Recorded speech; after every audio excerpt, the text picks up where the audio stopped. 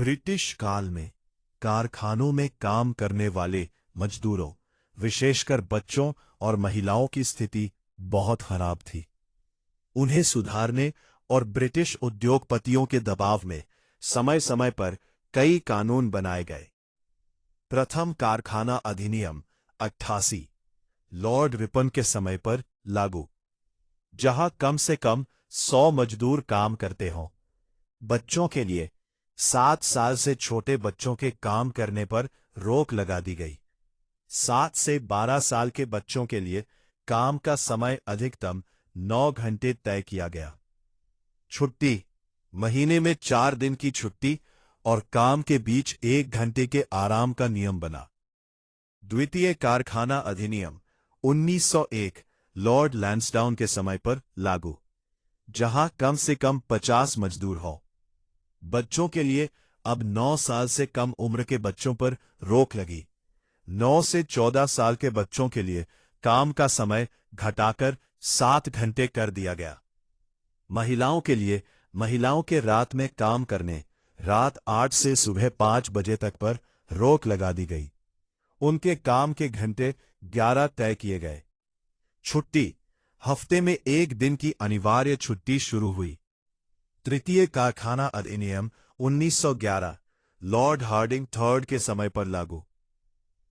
पुरुषों के लिए पहली बार वयस्क पुरुषों के काम के घंटे तय किए गए, अधिकतम 12 घंटे प्रतिदिन। बच्चों के लिए बच्चों के रात में शाम 7 से सुबह 5 बजे तक काम करने पर पूरी पाबंदी लगा दी गई।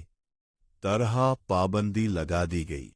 चतुर्थ कारखाना अधिनियम 1922 लॉर्ड रीडिंग के समय किस पर लागू, जहां 20 से अधिक मजदूर हों या जहां बिजली का उपयोग होता हो।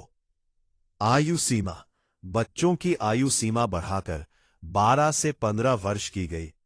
उनके काम के घंटे घटाकर 6 घंटे प्रतिदिन कर दिए गए। पांचवां कारखाना अधिनियम 1934 लॉर्ड विलिंगटन के समय अंतर, मौसमी, सीजनल और साल भर चलने वाले कारखानों के बीच अंतर किया गया। घंटे, नियमित कारखानों में वयस्क मजदूरों के लिए काम के घंटे 10 तय किए गए। सुविधाएं, मजदूरों के आराम और इलाज, मेडिकल की व्यवस्था पर ध्यान दिया गया।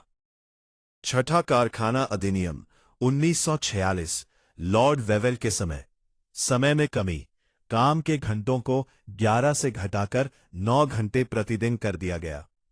कैंटीन, जहां 200 से ज्यादा मजदूर हों वहां कैंटीन बनाना अनिवार्य किया गया। निष्कर्ष, ये सभी कानून अंग्रेजों के समय बने थे, इसलिए इनमें मजदूरों की भलाई से ज्यादा कारखानों के मालिकों के हितों का ध्यान रखा गया था। आजादी के बाद 1948 में स्वतंत्र भारत का पहला कारखाना अधिनियम लाया गया, जिसने वास्तव में भारतीय मजदूरों की स्थिति सुधारने का काम किया।